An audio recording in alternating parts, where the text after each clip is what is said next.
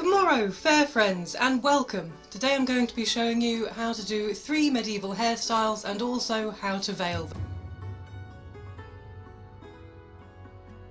This image is from the early 14th century and the Lutteral Psalter, which is from East Anglia, which is where I'm from. So medieval day-to-day hair care involved a comb. So we're going to take out these overnight braids, just like in this image, which you'll see up here. And we'll get on.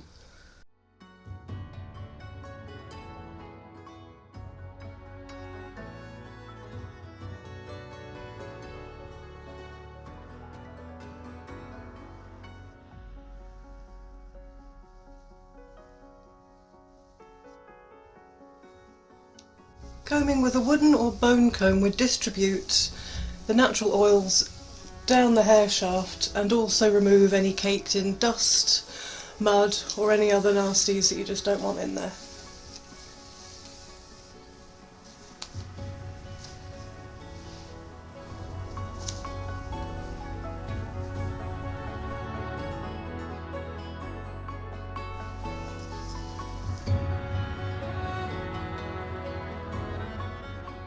So this first one is from the late 13th century in northern France. So for this you're going to need, well, she seems to have a coronet and a long bit of ribbon, but I don't have one, so this is wool. So I've got roughly the midpoint of my ribbon and all the hair goes to the back. So put that on the middle of the forehead and just quickly tie that in the back, trying not to rip out all my hair in the process. There is a grebo just down there who's watching me rather interestedly. So then it just wraps back around the bottom of the hair, collecting all the hair up together. So swap sides with your ribbon.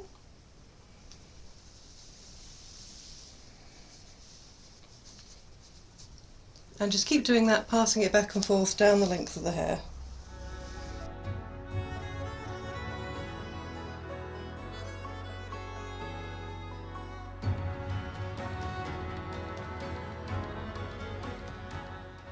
First under and then over.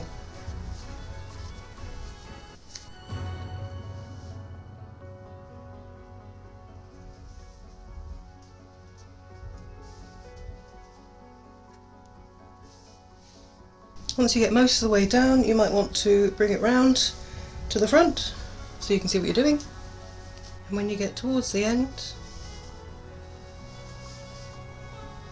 just tie it in a little knot. So there we have it.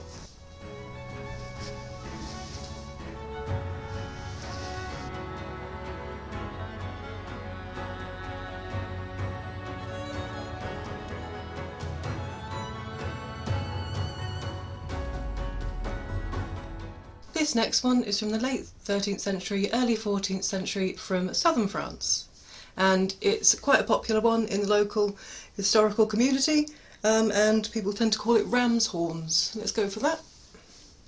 So first part your hair down the middle into two and just plait from about there.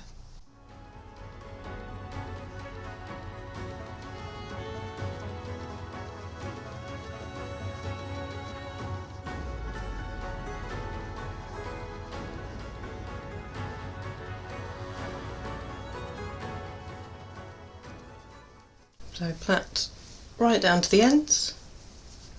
You can see that.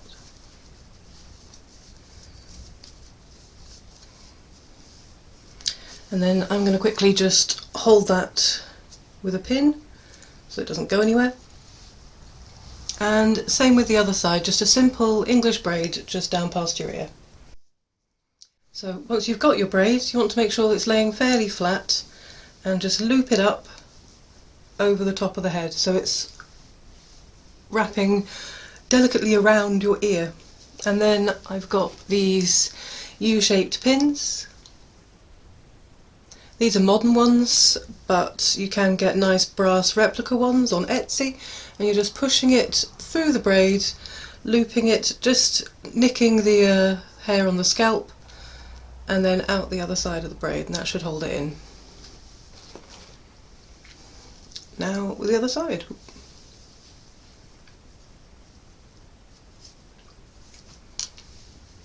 So making sure that's flat, looping it up and over the top of the other braid, making sure they're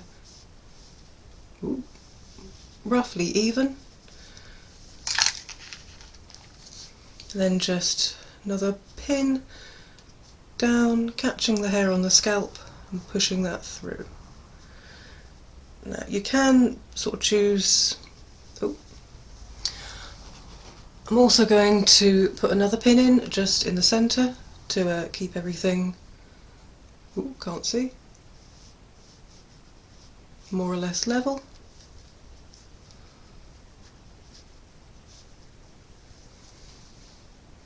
Go. And now we've got these endy bits to hide. So I tend to just tuck them underneath that part of the braid and hold them in place with another pin. If you were wearing a veil, you wouldn't even need to do this. So, other endy bit,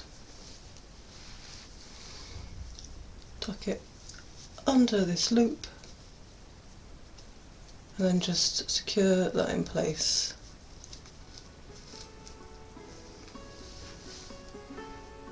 Here we are.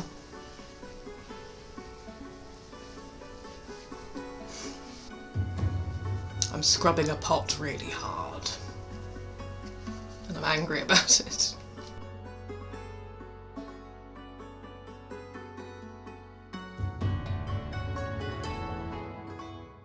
So now, rather inconveniently, I'm going to have to take my plaits and slightly change where they're going.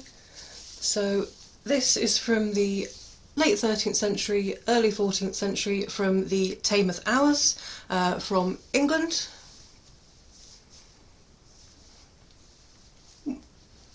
Jazzy. So for this, you want the plaits to start up here by the temple. I'm just going to brush that all forward. Trying not to get the other side of my hair involved.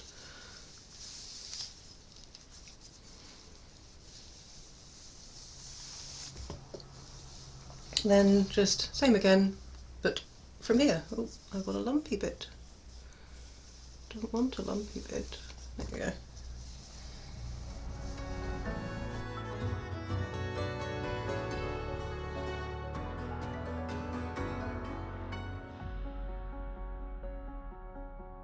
So again, right down to the ends. And same again on the other side while you look faintly ridiculous. Oh, while I'm doing this, here's an extra lovely manuscript picture of someone doing just this. So now you've got your two slightly ridiculous braids. Want to lay them down and start pinning them into a circle.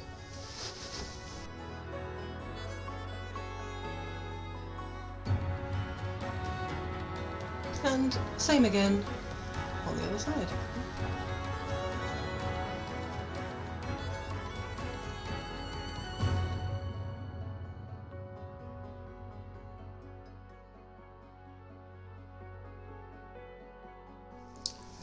Tuck in the end underneath this mass. Is that tucked?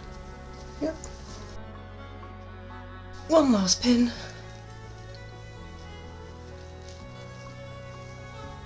And you essentially have little medieval layer buns.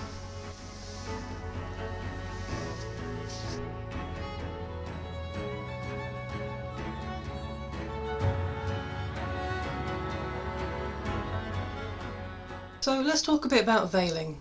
Veiling varied quite a lot, but it was used throughout all of Europe at the time. So if you were young or unmarried, then commonly you wouldn't have to veil your hair. However, if you got a bit older, even if you weren't married, you may choose to do so. So there are several methods of doing this. One is a very simple, here is my circular veil. You can't really see that it's a circle. So the first one is fairly simple. You just take middle part and put it over the head so it hangs down the back. Now this could either be secured in place with pins, or sometimes people would have a little coronet that would hold it on, but that's more popular in the earlier medieval period. So other options include, and they're going to get more severe as time goes on. So most would require a fillet, which is a little strip of fabric that ties around the head. This actually isn't my fillet, I can't find my fillet, this is just a band of fabric. So that starts in the centre of the head, just about at the forehead. Sometimes it revealed a risque bit of hair and sometimes not. That's just fairly simply, out my hair, tied at the back.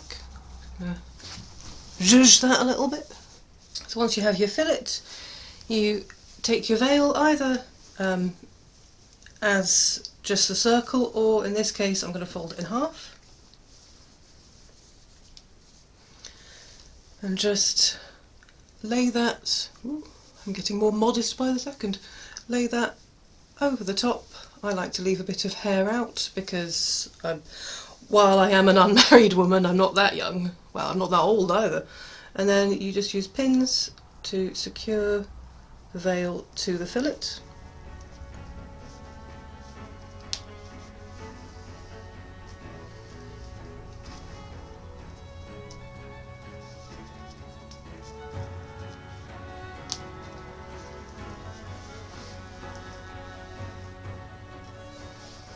So and this is really quite secure, it's not likely to come off, because I think it's also pinned slightly through my hair as well.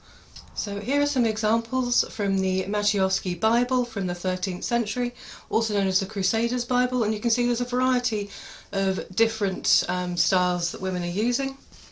But you'll also notice a lot of them have this bit covered.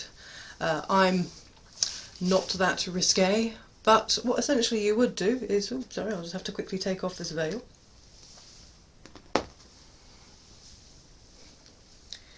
Is you take a piece of fabric known as a wimple and just tuck that up to the top of the head and pin that to your fillet. Hello Grebo. Now you could leave it like this, or you could pop this back over the top and you have your full, very matronly looking, I'm just sort of poking out, hello. Oh no, my hair is on show on one side, that will not do for this lovely matronly woman. So there you go. If you wanted to be Grebe, no. No, we're going to have to show you to everyone now because you're being bad and you don't want to be petted by medieval lady, do you know? So, oh, you could also tuck this into the front of your gown. You don't want any cleavage coming out. If you were really very devout, you could also tuck it up so it just covers the top of the chin. But at this point we're getting to very little face, which is not really what I'm after. So, let's take all that off.